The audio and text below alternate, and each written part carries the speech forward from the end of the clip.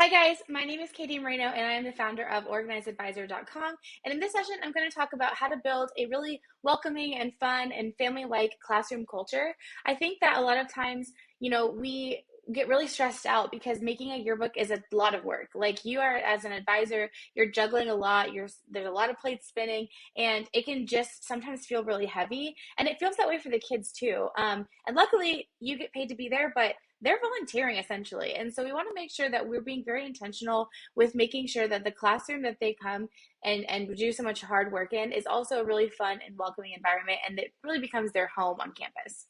So one thing that I think is really important as we get started is that I think it's important, especially on those really hard days, is that you stay focused on the goal, focused on what's important. Ultimately, like you are doing your book and it's probably something that you really love to do.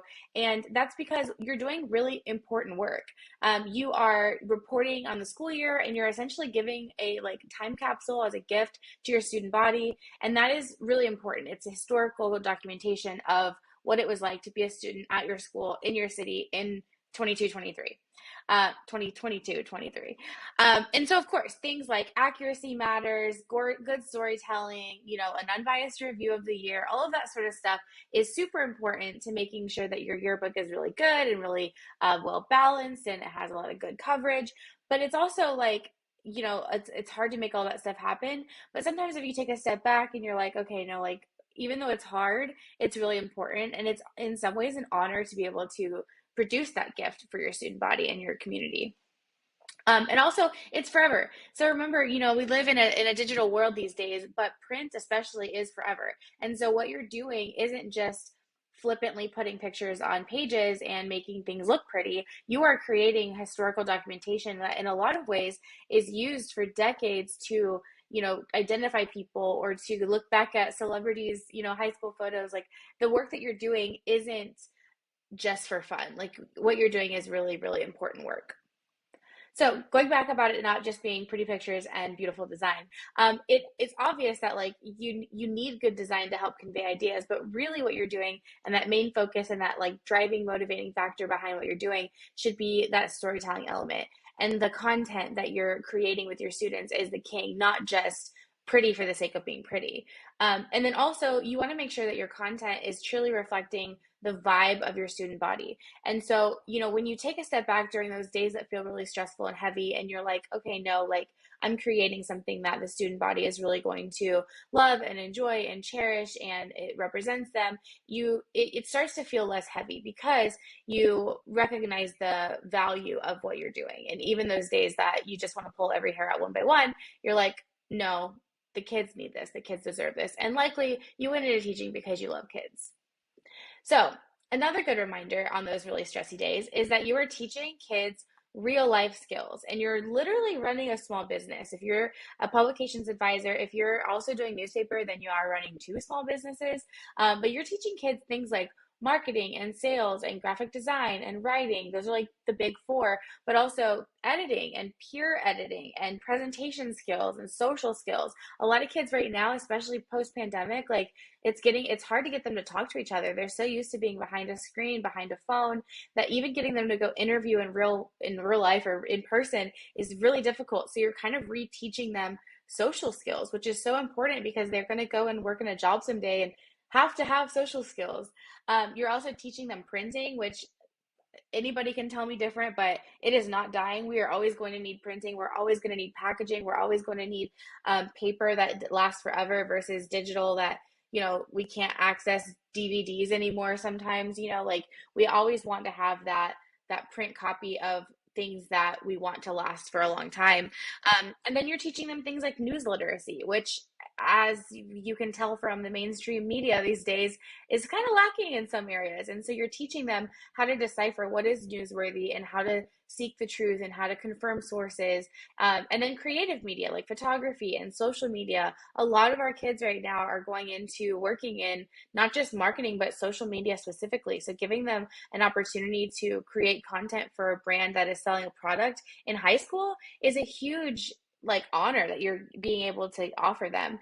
And then obviously some like people skills and some life skills like organization and teamwork, work ethic. You're teaching them design software. In particular, if you're in design school, you're teaching them industry standard software. And even if not, the concept still will translate to industry standard software if you're working within your publisher's software. And so you're teaching them skills that are marketable and they can go and make money, even within high school, let alone upon graduation and work independently through college. Like there's so much value in what you're teaching your kiddos. And then obviously production of a publication, and really importantly, conflict resolution. There's a lot of times that editors will get into a little tiff about what the better font is or what decision they want to make about a color. And they're learning how to communicate through their decisions and make decisions collaboratively, or rationalize why they want something, and then be able to discuss that and make a final decision in the end. And those are just super valuable skills. And so, those are the things that I think in the back of my mind when I look at like what I'm building. It's a platform to be able to teach these things to these kids, and that's important. And that platform needs to be welcoming and fun and family like, and so they feel like there's a home on campus for them, and that they are open to learning all of these things, and it's not just another class for them. So that's why I like to start with going over like the basics, even though that you teach all those things and I'm sure you feel it.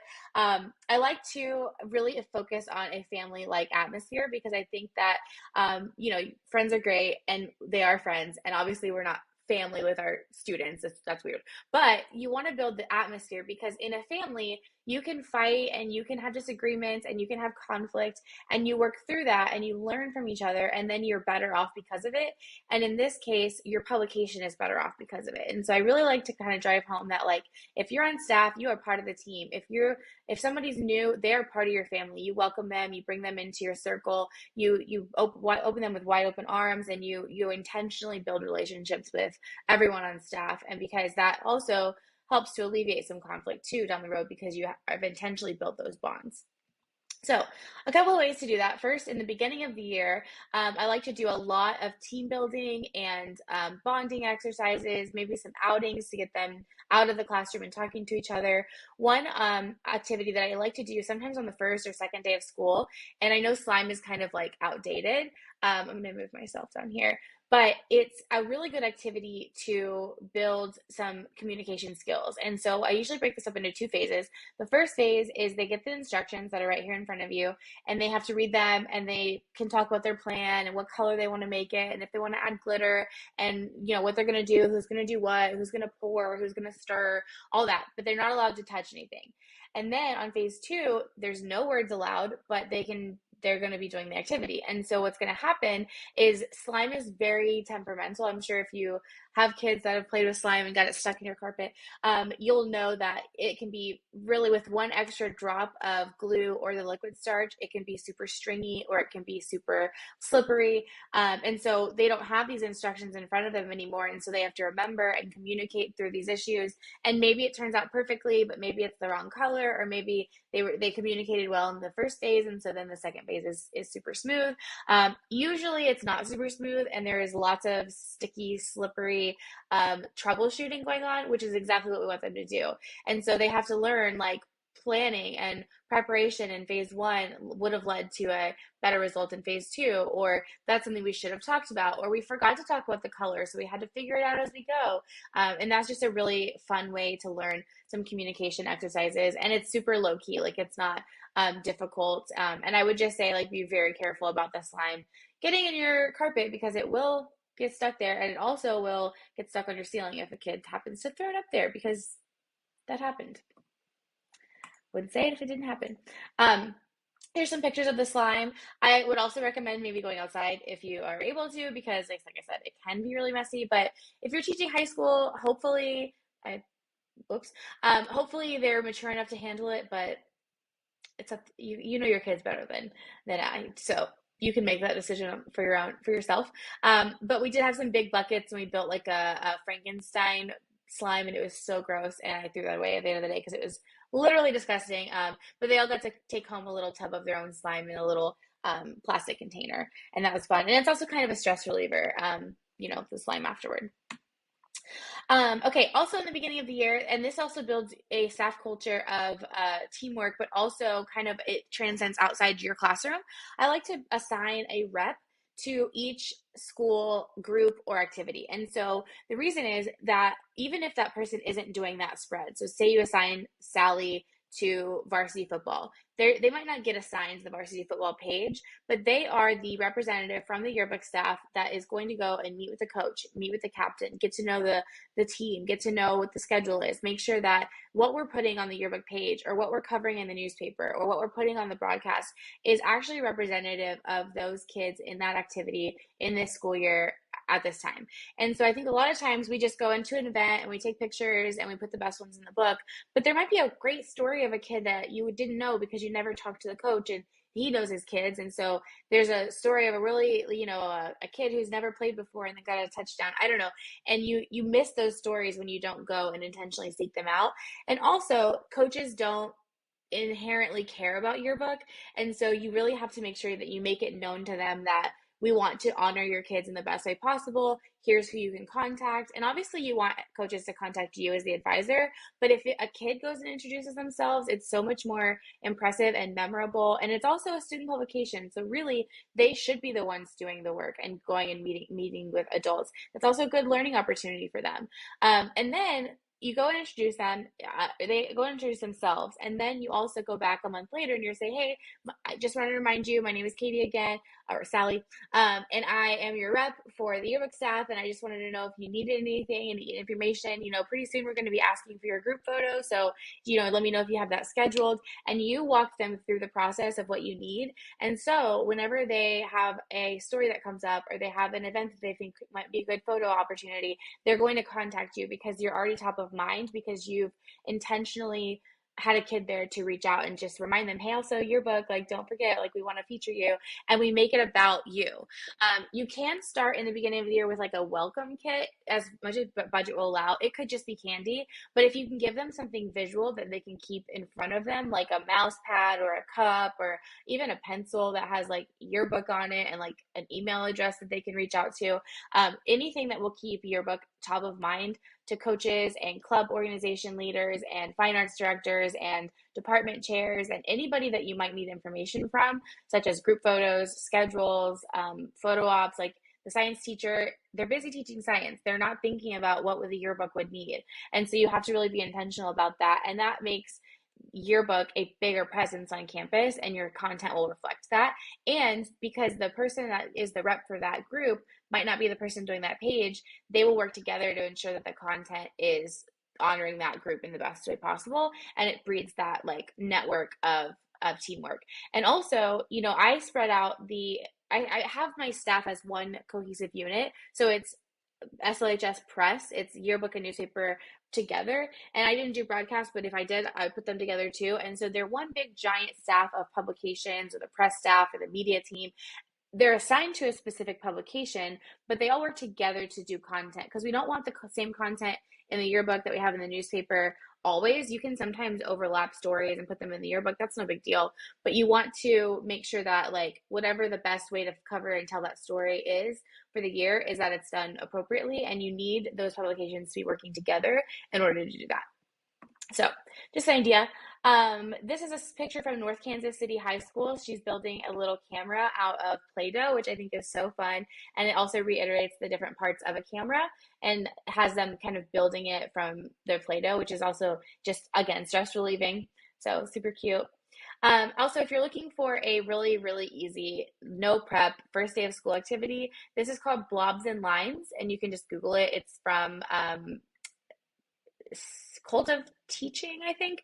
And it's basically a little series of PowerPoint slides, and it's different types of prompts that they need to get into blobs, little groups throughout the classroom, or line themselves up in order. So an example is like they're going to get into 3 blobs. So everyone stands up and you say, okay, get in the blob over here if you have no chores, some chores, or lots of chores. Or let them build their own blobs. Don't tell them where to stand. Let them communicate through that. And then you can compare. And then the lots of chores people are like, what? You don't have any chores? And they start like breaking down some of those barriers and getting things to talk about and having that vulnerability open up, and so they can start to bond. And then the other example of the line is line up in the order of number of how many languages you speak. So typically you're going to have a bunch in the first section of ones, and then whoever's at the end of the line, you could be like, oh my gosh, you speak 4 languages, that's so cool. And it's a really low-key way of kind of telling interesting facts about yourself. And the slideshow that it comes with has like a ton of prompts, so you can kind of take some out if you don't like them. Okay, the next technique I like to call is called pennies in the cup. And you kind of pretend that everyone, and this is a good like life tactic. So life advice from Katie. You pretend that everybody in your life has a cup, and you have a cup too. And you're constantly having pennies deposited in your cup and withdrawn from your cup. And the way you get pennies in your cup is through people intentionally seeking to build relationship with you. They're like relationship points. And so if someone says good morning to you, that's like 1 penny. If they say, how are you doing? I know you had that stressful test on Friday. How did it go? That's like 5 pennies, because they remembered something about the past and they asked you and they genuinely care and they're listening to your answer. So they deposited like 5 relationship tokens or relationship pennies in your cup. And then you go out to lunch together. That's like 10 pennies. And like you're constantly seeking opportunities to deposit pennies in each other's cups. We do this all the time. The pennies is just a representation of what we do. When you're intentionally seeking to build relationships with people, you're doing things like that get them to build trust in you and to confide in you and to understand who you are as a person and just get to know each other on a deeper level. And so eventually you have a bunch of pennies in your cup, right? Because you've done all this work to deposit pennies into your students' cups and your parents' cups and your spouse's cups, and your dog's cup. And then life happens, right? Naturally, something happens where you have to get pennies withdrawn. There's some sort of conflict, miscommunication, some issue. A editor has to talk to a new staff member about how their spread is terrible, and they have to withdraw pennies from that cup. But there's pennies deposited already, so there's room to withdraw them. They already have a baseline of trust. They already have a baseline relationship. They've already worked hard to bond. So that new staff member isn't hurt and offended when that editor comes and is like, hey, let's work on your spread. Let's fix this up a little bit. They're like, oh, I trust them. They want what's best for me. They know what would be better in the yearbook, and I want their expertise. And so because that editor has taken the time to deposit pennies in their cup and ask them how they're doing and got to know them and took them out for a Sonic drink and they shared a crumble cookie together, like they already have a baseline relationship that was built intentionally. And so when those things that happen in life, conflict, whether big or small, happen, you have money in the bank to withdraw, right? So the ways that you can build pennies in the cup are super easy. Like I said, I gave you a bunch of examples just now, starting with, hey, good morning, how are you? And actually listening to the answer. But also, I think it's really cool when the yearbook staff or journalism staff in general celebrates each other's outside of staff interests. And so I always had super overcommitted kids. So you have kids in dance, kids in theater, kids in orchestra, kids in cross country, kids that play soccer, and so we would make a big long calendar at the beginning of the year of all of our staff's extracurricular activities, whether it's related to school or not. It just has to not be related to yearbook. And then we would, for each kid, at least one time during the year, go to their event with everyone as a whole staff. So we would go to the soccer game with everyone on the staff, and we'd go big. We'd bring signs, and we'd bring like noisemakers, and we'd be cheering for our yearbook staff member. And obviously we're there also taking pictures, but the purpose of our attendance at this event was to cheer on Juan that played soccer. And so afterward, he like came out in the stands, we took pictures together, we posted those on social media, and it built this culture of like, wow, this staff really supports for other staff members. This is something I want to be a part of. It doesn't just help the kids that are on staff this year. It helps with recruitment for next year. It also could help you sell yearbooks because people see the yearbook staff doing things. You might be wearing the same t-shirt. It's just a very attractive group to be a part of. And even just buying a yearbook makes you feel like you're a part of what happened in that classroom, and then also another really easy way is just celebrate everything. You can create a brag board in your room that allows students to brag on each other and brag on themselves. If they've really been struggling in math and they have been studying and going to tutoring and they finally got a B+ on their test, celebrate that. Put that up on the brag board. It's not related to your book at all. You're not going to put it in the book, but celebrate that. Let them know that they their accomplishments are valuable in this classroom as well as at home. And then also birthday parties are super easy. You can do them once a month. Every the first Friday of the month, we're going to do a birthday party. Some months you might not have a birthday on staff. Doesn't matter. Someone in the world has a birthday, and we're going to celebrate. We're going to take a little brain break, and we're going to eat some cake. I think that that's a really good way just to give the staff something to look forward to. It's on the calendar. It's on the schedule. They know what to expect. It's not forgotten. And it's very intentional. If you aren't intentional with it, because there's so many plates spinning, there's so many things that you're having to do every day, it just falls by the wayside. And if it's not done intentionally, I know I will just forget. So, uh, uh, so further being intentional, some other examples of things that we have done in the past. This is us celebrating our yearbook being done. I just cut really big confetti out of colorful paper, threw my phone on the floor on video mode, and threw the confetti in the air. It's a super cute picture. We ended up using it on social media to promote when the yearbooks would be delivered. It's one of my favorite pictures I've ever taken of my staff because I think it's just so cute. But you want to celebrate everything, like I said. This is something I call journalism and jammies. And so we run it out in movie theater, which movie theaters are happy to do, especially right now because they're struggling, especially on a weekday. And if you go on a day where they're not super busy, they might even let you pick the movie, like an old Disney movie that you can sing along to. But we came in our jammies with our blankets and our pillows, and we just watched a movie together. This one was actually when the Post came out, and so it was journalism related. So it was like super journalism and jammies. But even just going to a movie and watching anything is a really good time and fun. Or if like a new kids movie comes out, it's just good to kind of, again, get out of the classroom and have a good time. This is our staff going and visiting our two staff members that were in the school play. And so obviously we did take pictures, but we also just went to support those kiddos and, brought them flowers and stuff like that. This is me being really, really extra, but when the yearbooks finally came in, obviously everyone knew what they looked like, but I wrapped them up in butcher paper and then had them open them like a present on Christmas just because I thought it was fun. And I wrote their names on each one. So it was kind of like a little surprise, even though they knew exactly what was inside of it. And then this one is us painting pottery. So sometimes kids really don't have anything else that they do on campus. They might just be a yearbooker, and that's great. We love that. We love to see it. You're committed. But do something for them. So whether it's like painting pottery or bowling or just going out for their favorite tacos, each kid gets that event that is centered around them at least once throughout the year. And so you can do something really simple, and it doesn't have to be expensive. It can be going to get Sonic slushies, just something to give them the love for that day.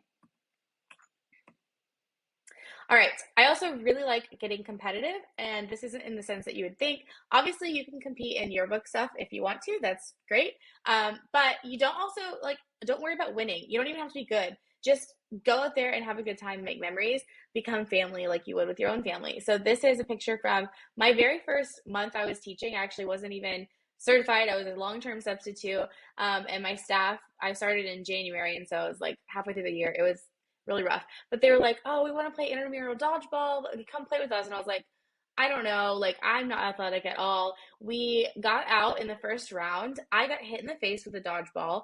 But you know what? We still held up those L's and we had a good time and we had matching shirts and it was a really good memory. And it was my very first month. I was still building bonds with these kids, and I came halfway through the year and they loved their teacher, and that's just a difficult transition. And so doing something like that, even though it literally lasted like 2 minutes, the game did, the hype beforehand, going to Sonic before, and then I think we got ice cream after. Like, it was just a good time, and it was worth it for the bonding, even though we were embarrassingly losers at the game. This is a food drive, a canned food drive. I'm sure you guys do this too. We did not win. We got second place. I was really sad about it, but we were super competitive about it and made it so like we didn't just have cans stacked up. We made a whole fort out of it, and that encouraged kids to bring more cans. And so, anything that you can do to get competitive, even if it's just silly, is really going to be fun because kids like to get involved in stuff like that. All right, so here's some seasonal ideas. So this is Prairie Trail Junior High. They did some cookie decorating, which is so fun. We always did also a Valentine's Day party, and so I love that this school did it, and they have their little decorated bags, just like an elementary school. And I think that, something that's kind of sad is that in elementary, everyone looks forward to Valentine's Day, and it's like this fun event, and then in high school, it kind of gets jaded and sad because it's about boyfriends and girlfriends, but it doesn't have to be. It can be about the love you have for your yearbook staff and your friends and stuff like that. And so you can get those little Valentines at Target and celebrate them and give candy and just have it be a good day and put a positive spin on it and just celebrate with your staff. Okay, this one is fun, and this is also something that I see a lot in elementary school, but it kind of falls off in high school, is a classroom theme. I hesitate to say the word theme because it's such a yearbook term, but if you can come up with a theme that you can decorate your classroom with, it doesn't have to relate to your yearbook theme. It creates an environment, again, that is very welcoming. And so all your classes are going to feel it, but particularly your yearbook and newspaper and publication staff, they're going to like have it be on steroids. And so I like the luau theme for the first year. It's super easy to find decorations. They're very, very cheap at Party City or Amazon.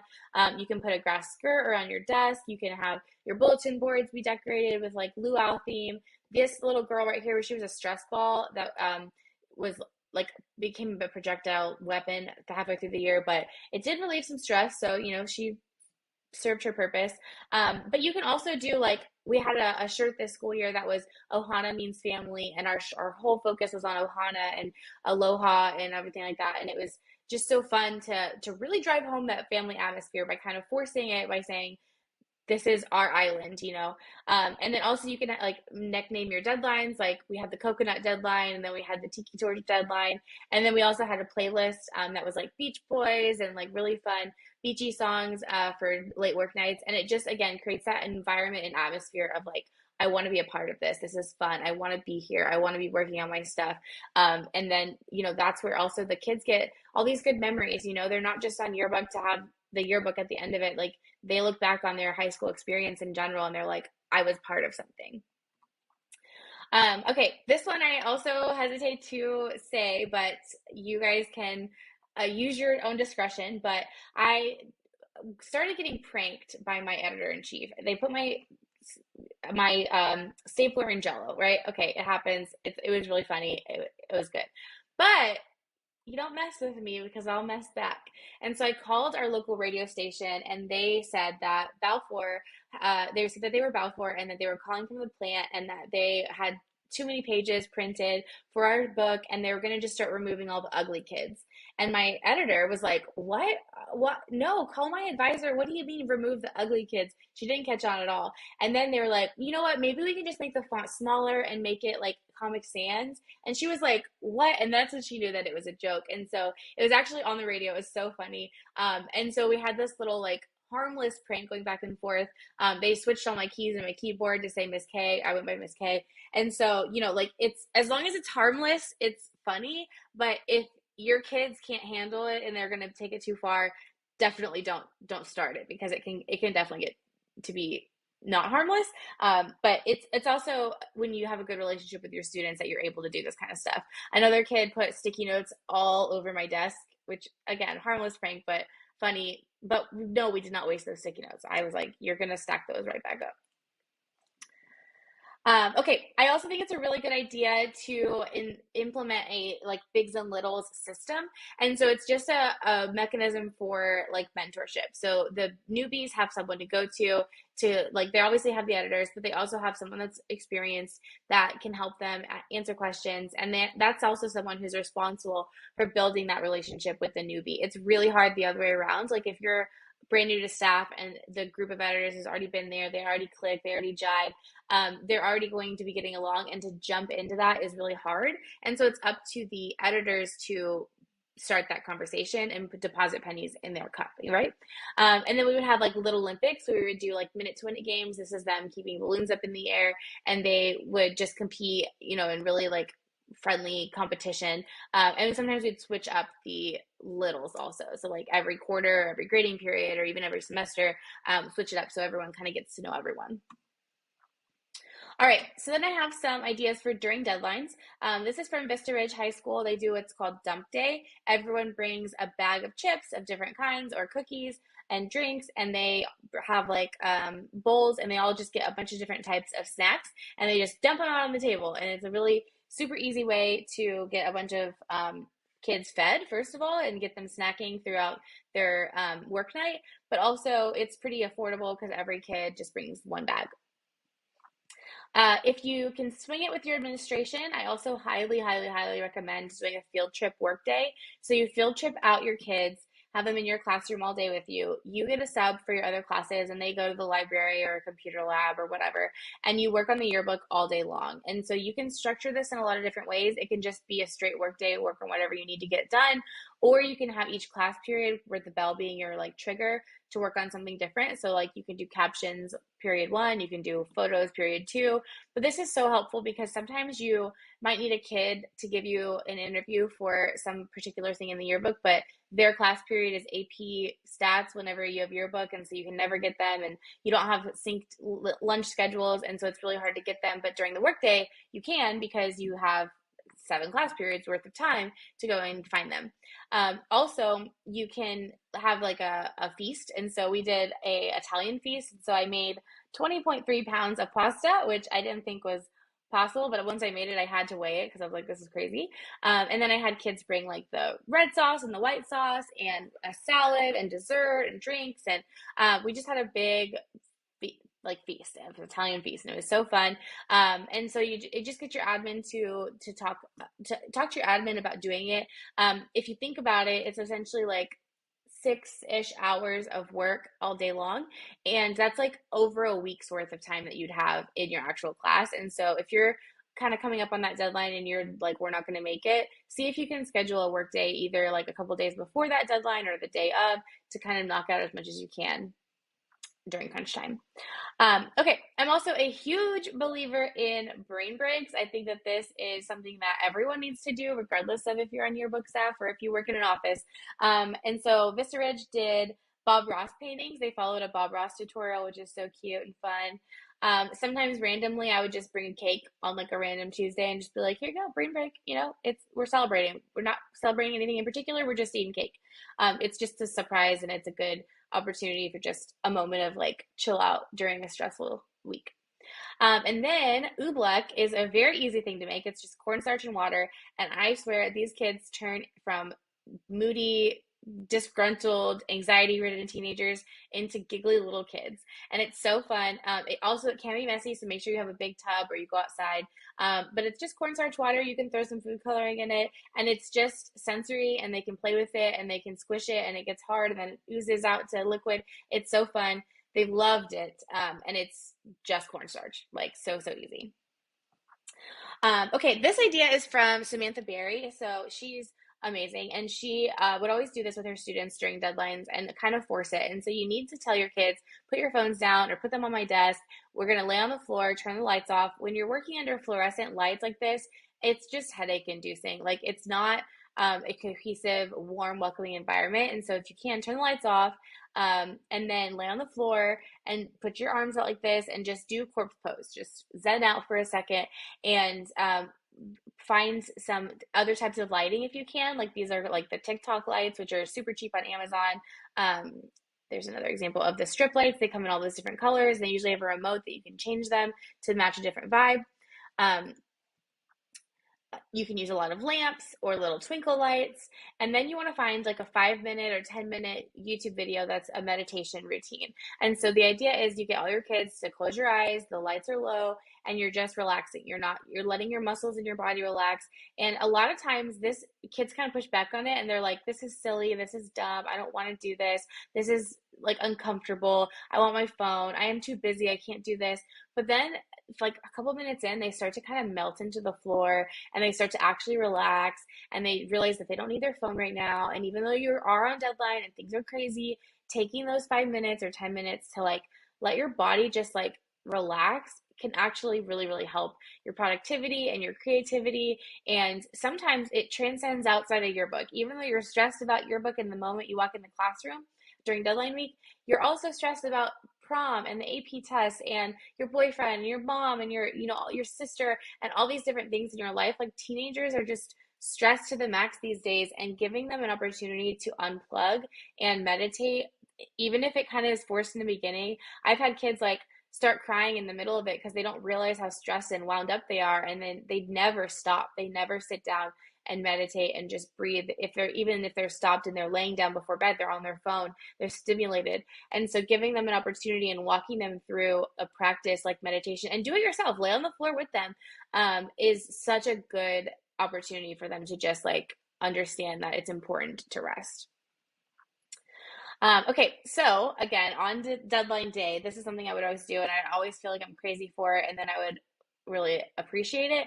But we would do what's called before breakfast and done dinner. And so before the deadline, we're about to have a crazy day. We'd wake up at like the butt crack of dawn at 5 a.m., go to Denny's or IHOP or Snooze or whatever you have near you, and get some pancakes, get a good breakfast in you because you know it's going to be a stressful day. We actually did this on the field trip day. So we had before breakfast, and then we had the Italian feast during the lunch, and then we'd had done dinner after. So this is after you submit your final everything. You hit submit, you get the fireworks, you're like, we are done. We would go to done dinner and go get tacos or something.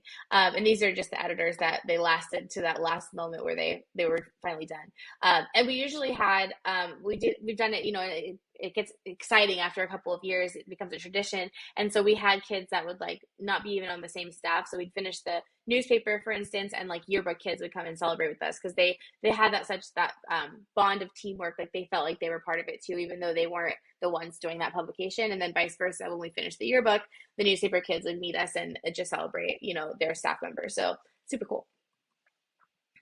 All right, so hopefully you are feeling ready to dive into this school year. I think that it is such a gift to be able to advise student publications because it is such a good opportunity for students to learn really important skills, but also create something that's so beautiful for their staff, their student body. And then also they build a relationship with a trusted adult, you as the advisor. And so, I hope that this was helpful. If you need anything throughout the year, please feel free to reach out. My email is Katie, Katie, at organizedadvisor with an ER .com, or you can go to organizedadvisor.com, hit the contact button, and that form goes straight to my inbox. So I'm happy to help if you need anything at all. Otherwise, I'll see you around and I'll talk to you soon. Bye.